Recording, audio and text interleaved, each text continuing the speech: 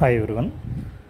Experimental economics అనే ఒక కొత్త టాపిక్ మీద మన గవర్నమెంట్ డిగ్రీ కాలేజెస్లో ఉన్న ఏపీలో ఉన్న స్టూడెంట్స్కి రీసెంట్ టైమ్స్లో ఈ సింగిల్ మేజర్ ఎకనామిక్స్లో పార్ట్గా కొత్తగా ఒక సిలబస్ని ఇంట్రడ్యూస్ చేయడం జరిగింది. స్కిల్ ఎన్హాన్స్మెంట్ కోర్స్ అనేటువంటి టాపిక్స్లో భాగంగా లాస్ట్ సెమిస్టర్స్లో వచ్చేటువంటి పేపర్ ఇది. దాంట్లో మనకి ఎక్స్పెరిమెంటల్ ఎకనామిక్స్ అనేది ఆ పేపర్ పేరు.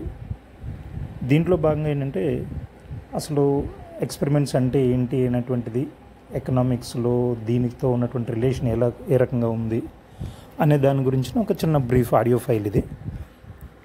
కొత్తగా ఫస్ట్ టైం అందరం కూడా ఈ ఎక్స్పెరిమెంటల్ ఎకనామిక్స్ని ఎక్స్పీరియన్స్ చేస్తున్నాం కాబట్టి దానికి సంబంధించినటువంటి ఒక ఎలిమెంటరీ అలానే ఫండమెంటల్గా బిగినర్స్ కోసం ఒక ఆడియో ఫైల్ ఉంటే బాగుంటుందని అనిపించి ఈ ఫైల్ ప్రిపరేషన్లో ఉన్నాను. సో ఇందులో ఫస్ట్ ఆఫ్ ఆల్ అసలు మనకి ఎకనామిక్స్ అంటే ఏంటి అనేటువంటి దాంతో స్టూడెంట్స్కి మనం బ్రాడర్ పర్స్పెక్టివ్ పరిచయం చేస్తూ ఒక లిమిటెడ్ రిసోర్సెస్ ఉన్నప్పుడు, షార్ట్ ఫాల్ ఆఫ్ ఫైనాన్షియల్ కావచ్చు, టెక్నాలజికల్ కావచ్చు, లేకపోతే అదర్ హ్యూమన్ రిసోర్సెస్ కావచ్చు, షార్ట్ ఫాల్ ఉన్నప్పుడు, రిసోర్సెస్ కన్స్ట్రైంట్స్ ఉన్నప్పుడు, డబ్బులు లేనప్పుడు, వనరులు లేనప్పుడు ఒక హ్యూమన్ బీయింగు తోటి హ్యూమన్ బీయింగ్స్తోనూ అలానే సొసైటీతోనూ న్యాచురల్ రిసోర్సెస్తోనూ ఎలా రియాక్ట్ అవుతాడు, డబ్బులకు సంబంధించినటువంటి వ్యవహారాలు హ్యాండిల్ చేసేటప్పుడు ఎలా రెస్పాండ్ అవుతాడు అనేటువంటి అంశాల గురించి మనం స్కేర్సిటీ డెఫినేషన్ పార్ట్గా తీసుకున్న, లేదా శామ్యుల్సన్ గ్రోత్ డెఫినేషన్లో పార్ట్గా తీసుకున్న, welfare and Marshall and Smith's definitions point of వ్యూలో తీసుకున్న వెల్త్ అండ్ వెల్ఫేర్ డెఫినేషన్స్లో ఓవరాల్గా ఎకనామిక్స్ అనేటువంటిది ఏం చెప్తుంది అనేది మనకు అర్థమైంది. వనరులు కొరతగా ఉన్నప్పుడు ఎలా మనం రెస్పాండ్ అవుతున్నాం అనేటువంటిది, మనకి వాంట్స్ అనేవి ఎక్కువగా ఉన్నప్పుడు. ఈ బ్యాక్గ్రౌండ్లో టోటల్గా హ్యూమన్ బీయింగ్స్ యొక్క మైండ్ సెట్, అలానే డెసిషన్ మేకింగ్, నిర్ణయాలు ఎలా తీసుకుంటున్నాం అనేటువంటిది, ఎలా ప్రవర్తిస్తున్నాము, ఎకనామిక్ బిహేవియర్ ఎలా ఉంది అనేటువంటిది అర్థం చేసుకోవడం చాలా ఇంపార్టెంట్ అవుతుంది. సో ఎకనామిక్స్ అనేటువంటిది నేర్చుకోవడం వెనకాల ఉన్న ఉద్దేశం ఇది. ట్రూ ఎకనామిక్ బిహేవియర్, అలానే ట్రూ హ్యూమన్ బీయింగ్స్ యొక్క ఎకనామిక్ రేషనాలిటీ ఏముంటుంది, థింకింగ్ ఎలా ఉంది అనేటువంటిది అర్థం చేసుకునే ప్రయత్నం చేస్తున్నాము.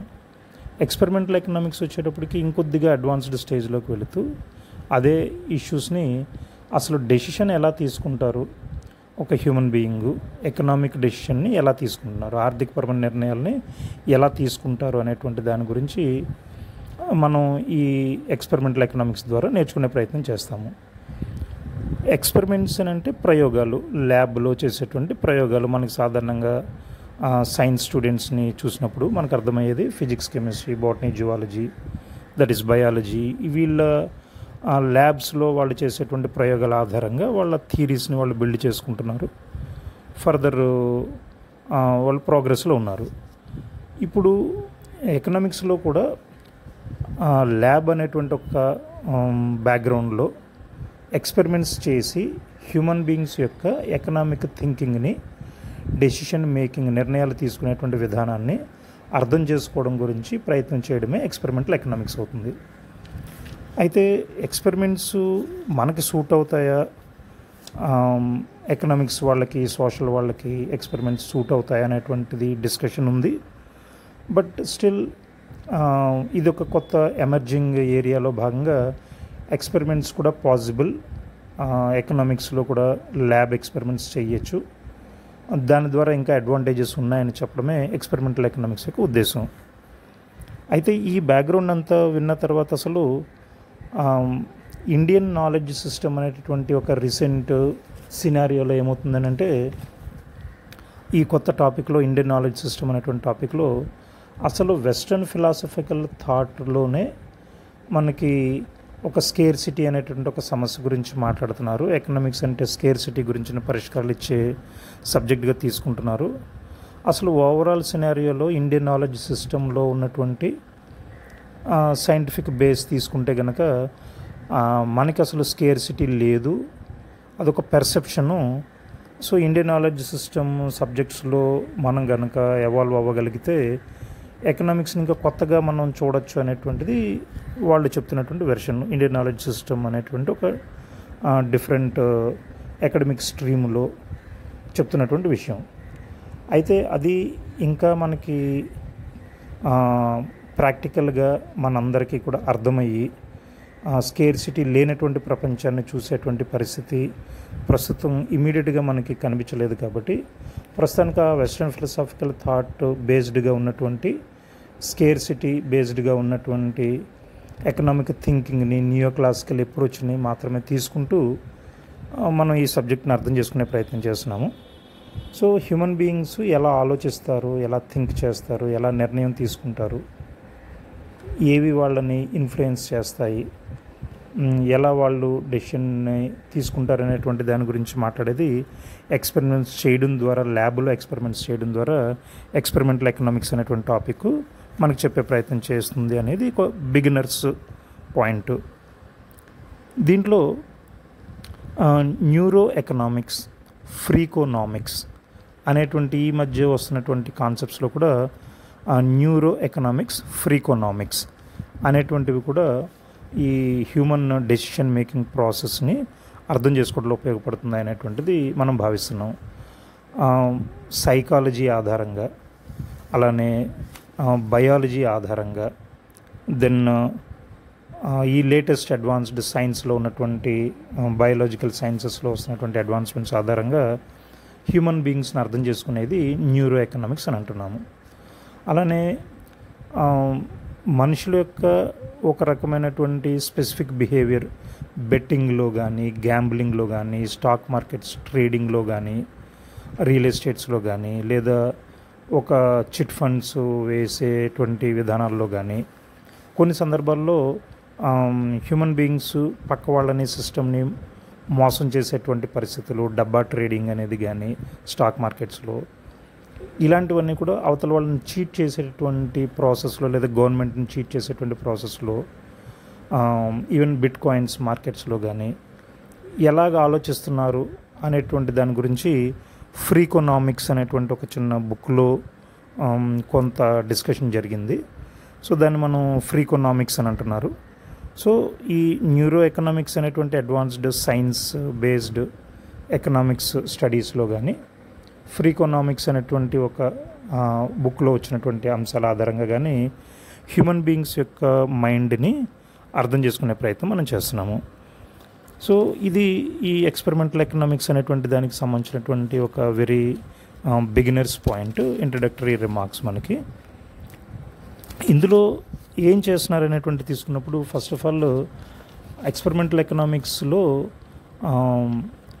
ఒక ల్యాబ్లోకి కొద్దిమందిని సెలెక్ట్ చేసుకుని వాళ్ళని ఆ ల్యాబ్లో ఒక ప్రాబ్లం ఇచ్చి, వాళ్ళకి ఒక సిచ్యుయేషన్ని ఇచ్చి, ఎకనామిక్ సిచ్యుయేషన్ ఇచ్చి, దాంట్లో పరిష్కారంలో కానీ లేకపోతే దాన్ని హ్యాండిల్ చేసేటప్పుడు కానీ ఎలా ఆలోచిస్తారు అనేటువంటిది పరిశీలించేటువంటి ప్రయత్నం చేస్తున్నారు.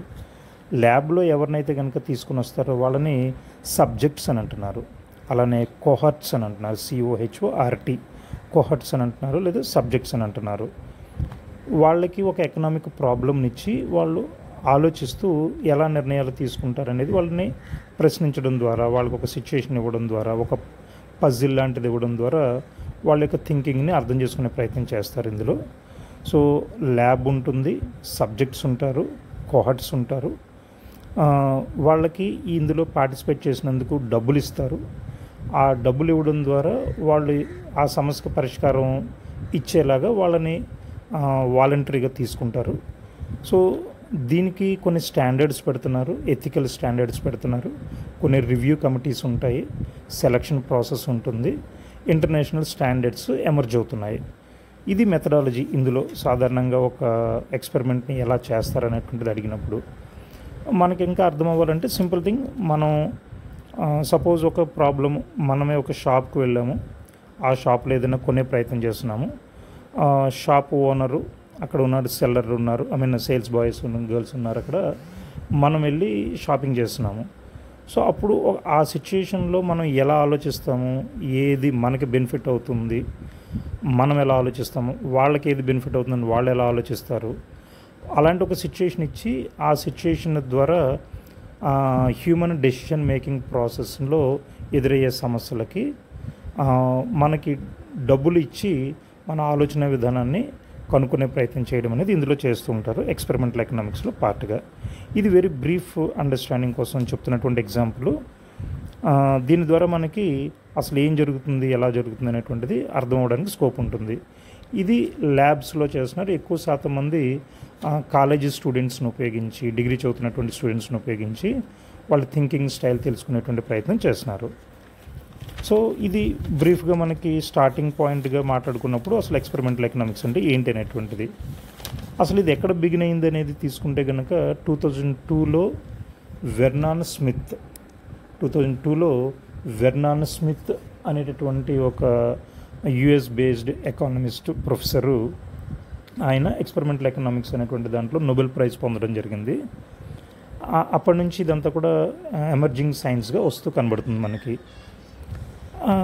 అలానే ఇది యాక్చువల్గా ఆయన 1950s టైంలో, ఆయన ఎర్లీ లైఫ్ టైంలో 1929 ఎకనామిక్ డిప్రెషన్ సినారియోలో ఆయన చైల్డ్హుడ్ ఎలా జరిగింది, అప్పుడు ఆయనకున్నటువంటి ఎక్స్పీరియన్సెస్ ఏమున్నాయనేటువంటి దాన్ని బేస్ చేసుకుంటూ ఆయన చేసినటువంటి పరిశోధనలు, అలానే వాళ్ళ ప్రొఫెసర్సు చాంబర్లిన్ లాంటి వాళ్ళు ఎక్స్పెరిమెంటల్ ఎకనామిక్స్ని అప్పుడు స్టార్టింగ్లో ఆయన చదువుకునేటప్పుడు చాంబర్లిన్ లాంటి వాళ్ళు చేసినటువంటి పరిశోధనలో, ఈ ల్యాబ్ ఎక్స్పెరిమెంట్స్లో ఈయన కూడా ఒక కోహార్ట్గా, ఒక సబ్జెక్ట్గా పార్టిసిపేట్ చేసినప్పుడు ఈయనకున్నటువంటి అనుభవాల ఆధారంగా తర్వాత క్రమంలో ఆ ఎక్స్పెరిమెంటల్ ఎకనామిక్స్ని డిజైన్ చేయడంలో ఈయన చేసినటువంటి పరిశోధనల ఆధారంగా నోబెల్ ప్రైజ్ రావడం జరిగింది. సో ఆ బ్యాక్గ్రౌండ్లో మనం ఎప్పుడో 70 years బ్యాక్లోనే జరుగుతున్నటువంటి సిచ్యుయేషన్స్ని ఇప్పుడిప్పుడే మనం ఈ ఫీల్డ్ని కూడా అర్థం చేసుకుంటూ ఇది మనకి ఎలా ఉపయోగపడుతుంది అనేటువంటి ఆలోచన చేసే ప్రయత్నం మనం చేస్తున్నాము. ఈ ఎక్స్పెరిమెంటల్ ఎకనామిక్స్ వెర్నాన్ స్మిత్ చెప్తున్నటువంటి దాంట్లో బేసిక్గా ఏంటంటే, ఇది బిహేవియరల్ ఎకనామిక్స్కి ఎక్స్పెరిమెంటల్ ఎకనామిక్స్కి ఉన్నటువంటి డిఫరెన్స్ ఒక చిన్న పాయింట్ మనకు అర్థం అవ్వాలి. బిహేవియరల్ ఎకనామిక్స్ అనేటువంటిది బేసిక్ ఇప్పుడు మనం చెప్తున్నటువంటి హ్యూమన్ బీయింగ్స్ యొక్క బిహేవియర్ని అర్థం చేసుకోవడానికి ఉపయోగపడేటువంటి ఒక పెద్ద సబ్జెక్టు. అది న్యూరో ఎకనామిక్స్ కావచ్చు, అలానే బిహేవియరల్ ఎకనామిక్స్ కావచ్చు. ఇవన్నీ కూడా హ్యూమన్ బిహేవియర్ని అర్థం చేసుకోవడానికి ఉపయోగపడుతున్నటువంటి ఒక బ్రాడ్ సబ్జెక్ట్స్. దాంట్లో ఎక్స్పెరిమెంటల్ ఎకనామిక్స్ అనేటువంటిది ఒక మెథడ్. సో ఎక్స్పెరిమెంటల్ ఎకనామిక్స్ అనేటువంటి ఒక మోడ్, ఒక మెథడ్. ఈ మెథడ్ ఆధారంగా హ్యూమన్ బిహేవియర్ని అర్థం చేసుకునే ప్రయత్నం మనం చేస్తున్నాము. సో నెక్స్ట్ లెవెల్లో వచ్చేటప్పటికి ఇది ఎందుకోసం అని అడిగితే, ఎక్స్పెరిమెంట్స్ అనేవి చేయడం ద్వారా ఆల్రెడీ సైన్స్ హోదా కలిగినటువంటి ఎకనామిక్స్ సబ్జెక్టు ఇంకా ఆ సైన్స్ హోదాని నిలబెట్టుకోవడంలో స్ట్రెంగ్తన్ అవ్వడానికి ఎక్స్పెరిమెంటల్ ఎకనామిక్స్ ఉపయోగపడుతుంది మనకి.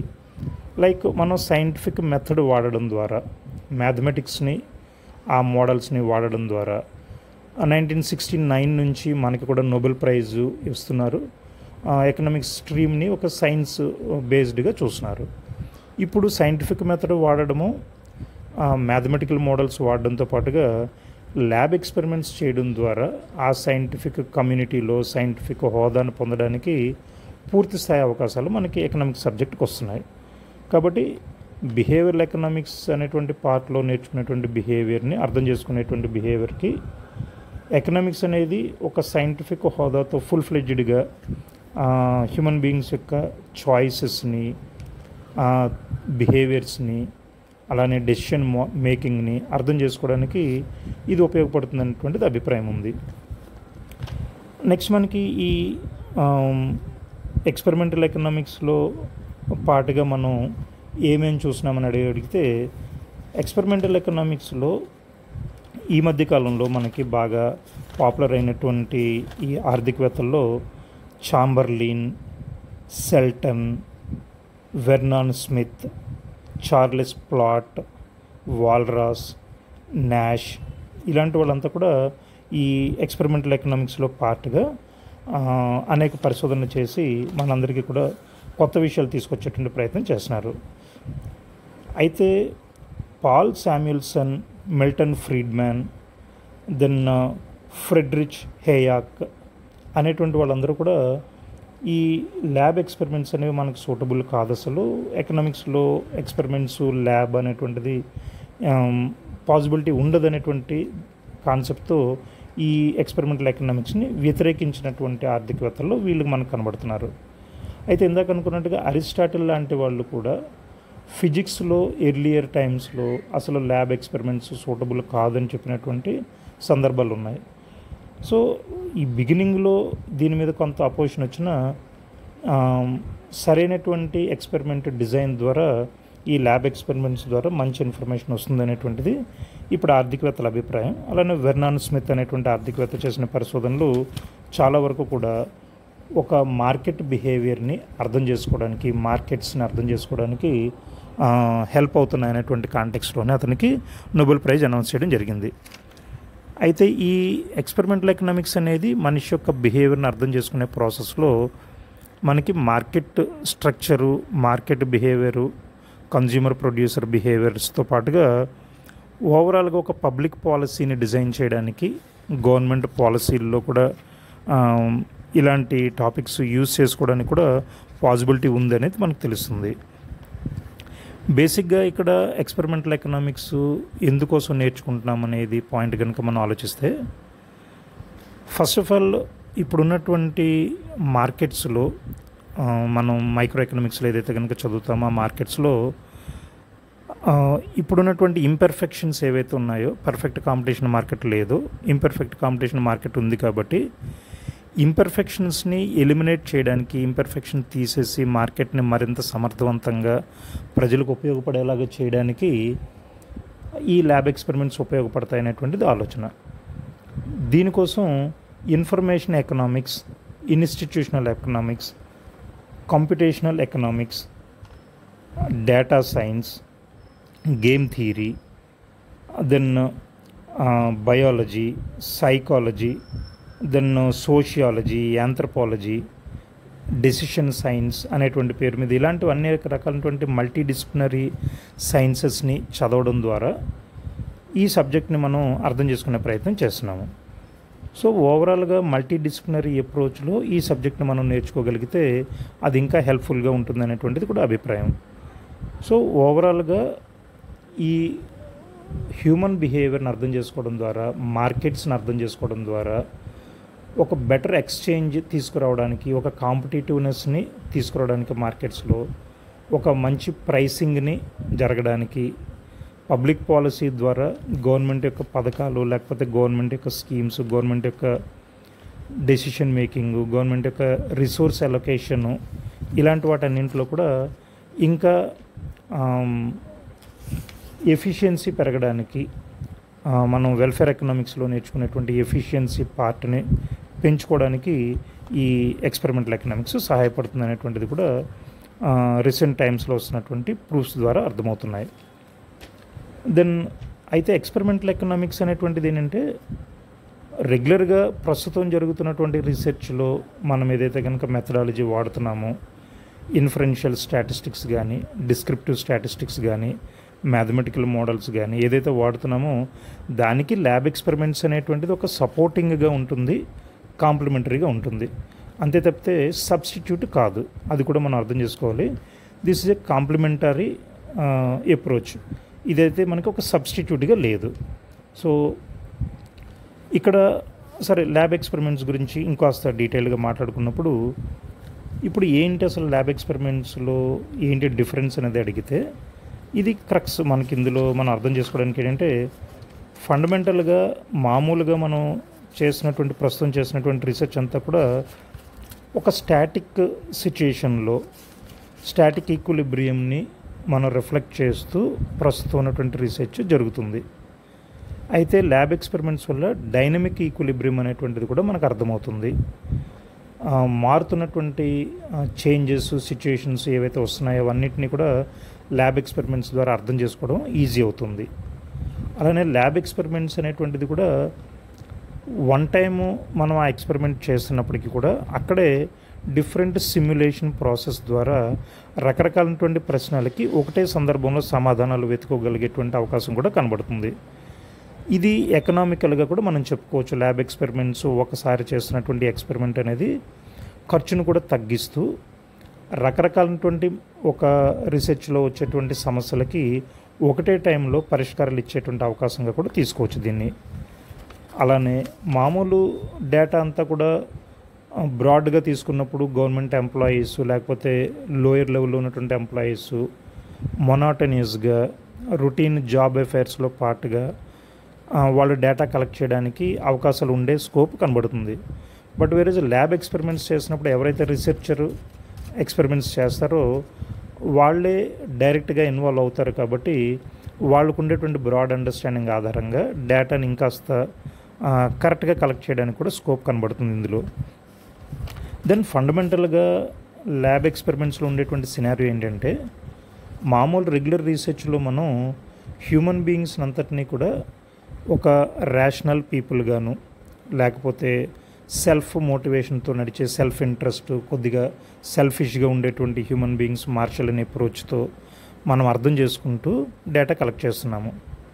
వేరేజ్ ఇందులో ల్యాబ్ ఎక్స్పెరిమెంట్స్లో డిఫరెంట్ సిచ్యుయేషన్స్ని తీసుకోవడము అలానే హ్యూమన్ బీయింగ్స్ యొక్క అజంప్షన్స్ ఏవైతే మనం హ్యూమన్ బీయింగ్స్ గురించి అనుకుంటున్నామో వాటిలో not only selfish and self interested and not only rational ఇంకా మిగతా అన్ని రకాలైనటువంటి ప్రపోజిషన్స్ని మిగతా అన్ని రకాలుగా కూడా హ్యూమన్ బీయింగ్స్ మైండ్లో ఉండేటటువంటి అనేక రకాల అంశాలని కూడా ఇందులో అబ్జర్వ్ చేసేటువంటి అవకాశం మనకు కనబడుతుంది. అలానే స్టాటిక్ ఈక్విలిబ్రియం కాకుండా డైనమిక్ ఈక్విలిబ్రియం బేస్డ్గా మనం ఈ హ్యూమన్ బీయింగ్స్ని అర్థం చేసుకోవడం సులువు అవుతుంది. అలానే రిస్క్ అండ్ అన్సర్టెనిటీ టైమ్స్లో న్యూమన్ మార్గన్స్టైన్ థియరీలో మనం ఏదైతే నేర్చుకుంటున్నామో రిస్క్ అండ్ అన్సర్టెనిటీ టైమ్స్లోనూ సిచ్యుయేషన్స్ మారుతున్నటువంటి సందర్భాల్లోనూ హ్యూమన్ బీయింగ్స్ ఎలా ప్రవర్తిస్తారనేటువంటి దానికి ఈ ల్యాబ్ ఎక్స్పెరిమెంట్స్ హెల్ప్ అవుతున్నాయి. ఇది ఫండమెంటల్గా కాస్త మనం కొంచెం సీరియస్ థాట్ పెట్టినప్పుడు ల్యాబ్ ఎక్స్పెరిమెంటల్ ఎకనామిక్స్కి నేర్చుకోవాల్సినటువంటి ఫండమెంటల్స్ ఇవి. ఇప్పుడు ప్రస్తుతం ఇండియాలో అన్ని రకాలైనటువంటి ఇండియన్ ఇన్స్టిట్యూట్ ఆఫ్ మేనేజ్మెంట్స్లోను ఎక్స్ఎల్ఆర్ఐ లాంటి ఇన్స్టిట్యూట్స్లోను ఐఐటి ఢిల్లీస్లోను ఢిల్లీ లాంటి ఏరియాలోను క్రియా యూనివర్సిటీ అశోక యూనివర్సిటీ ఇలాంటి ప్రైవేట్ యూనివర్సిటీస్లో కూడా సింబయోసిస్ ఇన్స్టిట్యూట్లో పూణేలో అనేక చోట్ల అంతా కూడా ఈ ఎక్స్పెరిమెంటల్ ఎకనామిక్స్ మెథడ్స్ని రీసెంట్ టైమ్స్లో అడాప్ట్ చేసుకునేడానికి వీలుగా వాళ్ళు ల్యాబ్స్ని స్టార్ట్ చేయడం జరిగింది.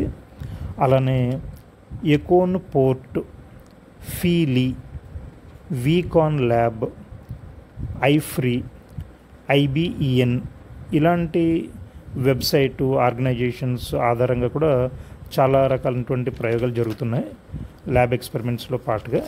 అలానే వెర్నాన్ స్మిత్ లాంటి వాళ్ళైతే కనుక IFREE international foundation for research in experimental economics అనేటువంటి దాన్ని కూడా లాంచ్ చేయడం జరిగింది. ఐఫ్రీ అనేటువంటిది అందులో కూడా మనకి ఇన్ఫర్మేషన్ కనబడుతుంది. అలానే యూకే లాంటి చోట అయితే కనుక centre for decision research CDR అనేది, national bureau of economic research అనేటువంటిది ఎన్బిఈఆర్ అనేటువంటిది, ఇలాంటి దాంట్లో కూడా మనకి ఈ ఎక్స్పెరిమెంటల్ ఎకనామిక్స్ సంబంధించినటువంటి ల్యాబ్ వర్క్స్ ఏం చేస్తున్నాయి అనేది మనకు అర్థమవుతుంది. సో బేసిక్గా మనకి ఎక్స్పెరిమెంటల్ ఎకనామిక్స్ అనేటువంటిది వెర్నాన్ స్మిత్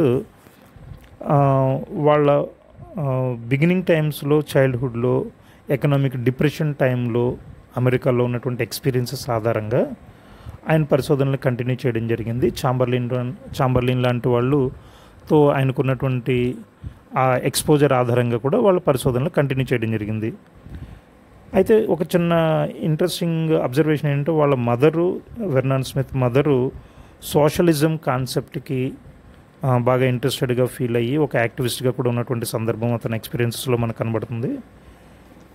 అయితే ఆ సోషలిస్ట్ బ్యాక్గ్రౌండ్లోంచి వస్తూనే మార్కెట్స్ ఫెయిల్యూర్స్ని అర్థం చేసుకుంటూ బట్ సొల్యూషన్ మాత్రం మార్కెట్స్ని ఎలా రీకన్స్ట్రక్ట్ చేసుకోవాలనేటువంటి దాని మీద అతను ఫోకస్ చేస్తూ మార్కెట్ మెకానిజంలో ఉన్నటువంటి ఇబ్బందులను అర్థం చేసుకుంటూ మార్కెట్ ఇంకా ఎఫిషియెంట్గా ఎలా మారాలన్నటువంటి విషయం మీద పరిశోధన కంటిన్యూ చేయడం ఒక ఇంట్రెస్టింగ్ అబ్జర్వేషన్గా కనబడుతుంది. అందులో ల్యాక్ ఆఫ్ ఇన్ఫర్మేషన్ ఎసిమెట్రీ అని అంటాము. అలానే ఇన్స్టిట్యూషనల్ ఫెయిల్యూర్స్, వ్యవస్థల యొక్క లోపాలు, రూల్స్ అండ్ రెగ్యులేషన్స్ ఎలాగ ఫ్రేమ్ చేసుకుంటే బాగుంటుంది అనేటువంటి ఆలోచనలు, వీటి యొక్క సొల్యూషన్స్ ఆధారంగా మార్కెట్ ఇంపర్ఫెక్షన్స్ని అర్థం చేసుకుంటూ మార్కెట్ని మరింతగా ఎఫిషియెంట్గా మార్చాలి, పర్ఫెక్ట్ కాంపిటీషన్ మార్కెట్ వైపు తీసుకెళ్ళడానికి ఈ ఎక్స్పెరిమెంటల్ ఎకనామిక్స్ ఉపయోగపడేలాగా చేయడం ద్వారా ఆయనకి నోబెల్ ప్రైజ్ కూడా రావడం జరిగింది. ఇప్పుడు ఉన్నటువంటి మార్కెట్స్, కొత్తగా వస్తున్నటువంటి మార్కెట్స్, బిట్ కాయిన్ మార్కెట్స్ కావచ్చు, then carbon trading, environmental markets కావచ్చు, ఆర్గాన్ మార్కెట్స్ కావచ్చు, వేరే టాపిక్స్లో మనకి అర్థమవుతున్నటువంటి విషయాలు ఇవన్నీ కూడా ఆర్గాన్ మార్కెట్స్. సో ఓవరాల్గా అసలు మార్కెట్ లేనటువంటి ఏరియాస్, ఇండియా లాంటి చోట అగ్రికల్చర్లో చాలా చోట్ల ఇంకా అసలు మార్కెట్ స్ట్రక్చర్ సరిగ్గా లేనటువంటి పరిస్థితులు, దెన్ స్టాక్ మార్కెట్లో లేదా ఫైనాన్షియల్ మార్కెట్స్లో ఇంకా సేవింగ్స్, బ్యాంకింగ్కి, ఇన్సూరెన్స్కి ఇలాంటిది ఎక్కడైతే కనుక అబ్సెన్స్ ఆఫ్ మార్కెట్స్ ఉన్నాయో ఇంకా చాలా చోట్ల ఆ మార్కెట్స్ అన్నీ కూడా ఎలా ఎమర్జ్ అవుతున్నాయి, రూల్స్ ఎలా ఫ్రేమ్ అవుతున్నాయి, ఇప్పుడు లేబర్ మార్కెట్లోను లేకపోతే అగ్రికల్చరల్లో మార్కెటింగ్లో వచ్చేటువంటి ప్రాబ్లమ్స్ ఆధారంగాను, సో మార్కెట్లో వస్తున్నటువంటి రూల్స్ రెగ్యులేషన్స్ ఎలా డిజైన్ చేసుకుంటే బాగుంటుంది, ఇన్ఫర్మేషన్ లేకపోవడం వల్ల, సరైనటువంటి ఇన్ఫర్మేషన్ ఉండకపోవడం వల్ల ఎలాంటి నిర్ణయాలు తీసుకోవడం జరుగుతుంది అనేటువంటివన్నీ కూడా ఈ వెర్నాన్ స్మిత్ పరిశోధనలో మనకు కనబడుతున్నాయి. సో ఓవరాల్గా ఎకనామిక్స్ సబ్జెక్ట్కి ఒక సైంటిఫిక్ హోదా వచ్చేలాగా ఉపయోగపడుతూ, బిహేవియరల్ ఎకనామిక్స్కి ఒక మెథడాలజీ లాగా ఉపయోగపడుతూ, స్టాటిక్ ఈక్విలిబ్రియం కాకుండా డైనమిక్ ఈక్విలిబ్రియంని మనం అర్థం చేసుకోవడానికి ఉపయోగపడేలాగా, మార్కెట్ ఎఫిషియన్సీని, కాంపిటేటివ్నెస్ని, ఓవరాల్గా ఎకనామిక్స్ వెల్ఫేర్ని ఇంప్రూవైజ్ చేయడానికి ఉపయోగపడేలాగా ఒక కాంప్లిమెంటరీగా ఉంటూ ప్రస్తుతం ఉన్నటువంటి రీసెర్చ్ మెథడాలజీకి సబ్స్టిట్యూట్గా కాకుండా ఒక కాంప్లిమెంటరీగా ఉంటూ ఈ ఎక్స్పెరిమెంటల్ ఎకనామిక్స్ అనేటువంటిది రీసెంట్ టైమ్స్లో మల్టీ డిసిప్లినరీ అప్రోచ్ని తీసుకుంటూ అన్ని సబ్జెక్ట్స్ని కలుపుకుంటూ ఎమర్జింగ్ సబ్జెక్ట్గా ఈ మధ్యకాలంలో మనకు కనబడుతుంది. బోత్ మార్కెట్స్, కన్జ్యూమర్ బిహేవియర్ని అర్థం చేసుకోవడానికి ఎంటర్ప్రెన్యూర్షిప్లోను, బిజినెస్లోను, కంపెనీస్లోను ఉపయోగపడుతూనే, ఎక్స్చేంజ్కి ఉపయోగపడుతూనే, పబ్లిక్ పాలసీలో గవర్నమెంట్కి సపోర్ట్గా ఉంటూ కొత్త థీరీస్ బిల్డ్ అవ్వడానికి రీసెర్చ్లో కూడా ఉపయోగపడేటువంటి పరిస్థితి మనకు కనబడుతుంది.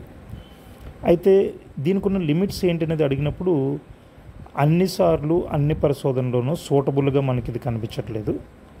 ఎథికల్ ఇష్యూస్ కూడా ఇందులో ఉంటున్నాయి. ఎలాగ మనం ఎవరిని సెలెక్ట్ చేస్తున్నారు, కోహర్ట్ కింద, సబ్జెక్ట్ కింద ఎలా సెలెక్ట్ చేస్తున్నారు అనేటువంటి దాని మీద కూడా దీంట్లో కొన్ని లిమిట్స్ మనకు కనబడుతున్నాయి. ఫైనల్ సొల్యూషను లేకపోతే పెనాషియా అని అంటాము. సో ఓవరాల్గా ఎక్స్పెరిమెంటల్ ఎకనామిక్స్ వచ్చేస్తే అన్నీ మారిపోతాయి అనేటువంటి సందర్భం అయితే కాదు. బట్ ఇది ఒక ఎమర్జింగ్ సబ్జెక్ట్గా మనం తీసుకోవచ్చు. అలానే ఇందులో ఇండ్యూస్డ్ వాల్యూ టెక్నిక్ అనేటువంటిది మనం ఎక్కువగా వాడుతున్నాము. ఇండ్యూస్డ్ వాల్యూ టెక్నిక్ అనేది ఒక డిజైనింగ్ ఆఫ్ ఎక్స్పెరిమెంట్ అని అంటాము. ఒక ఎక్స్పెరిమెంట్ని ఎలాగ మనం రూపొందించాలని చెప్పడాన్ని డిజైనింగ్ ఆఫ్ ది ఎక్స్పెరిమెంట్ అని అంటాము. సో ఈ డిజైనింగ్ ది ఎక్స్పెరిమెంట్ అనేది ఇంపార్టెంట్ మనకి అర్థం చేసుకోవడానికి. అలానే ఇండ్యూస్డ్ వాల్యూ టెక్నిక్ అంటే ఏంటి అనేటువంటిది అర్థం చేసుకుంటే ఈ ఎక్స్పెరిమెంటల్ ఎకనామిక్స్ ద్వారా ల్యాబ్ ఎక్స్పెరిమెంట్స్ని మనం కండక్ట్ చేయడం సులువు అవుతుంది. అలానే ఓవరాల్గా అసలు ఒక హ్యూమన్ బీయింగు ఎలాగ ఒక ఎకనామిక్ సిచ్యుయేషన్లో దేనికి వాల్యూ ఇస్తాడు, దేనికి ఇంపార్టెన్స్ ఇస్తాడు, ఎలా రియాక్ట్ అవుతాడు అనేటువంటిది తెలుసుకోవడాన్ని ఇండ్యూస్డ్ వాల్యూగా చెప్తూ ఉంటాము. సో అలానే మనకి ఈ ఎక్స్పెరిమెంటల్ ఎకనామిక్స్ ఆధారంగా మనకు వచ్చేటువంటి ఇంకొక మంచి హెల్ప్ అనేటువంటిది ఏంటంటే సోషల్ వెల్ఫేర్లో ఇండివిజువల్ చాయిసెస్, కలెక్టివ్ బిహేవియర్ అని అంటాము. అమర్త్య సేన్ లాంటి వాళ్ళు కూడా ఆర్గ్యూ చేసినటువంటి పాయింట్స్ అవి. వ్యక్తిగతంగా ఉన్నటువంటి మనుషుల యొక్క అభిప్రాయాలు కలెక్టివ్గా సమాజం పరంగా రిఫ్లెక్ట్ అవ్వడానికి యారోస్ ఇంపాసిబిలిటీ థియరం అనేటువంటిది ఒకటి అడ్డుగా మనకు కనబడుతుంది. అంటే అలా మనం చెయ్యలేమనేటువంటిది. యారోస్ ఇంపాసిబిలిటీ థియరీ ఆధారంగా మనం ఒక కలెక్టివ్ బిహేవియర్ని మనం తీసుకోలేము,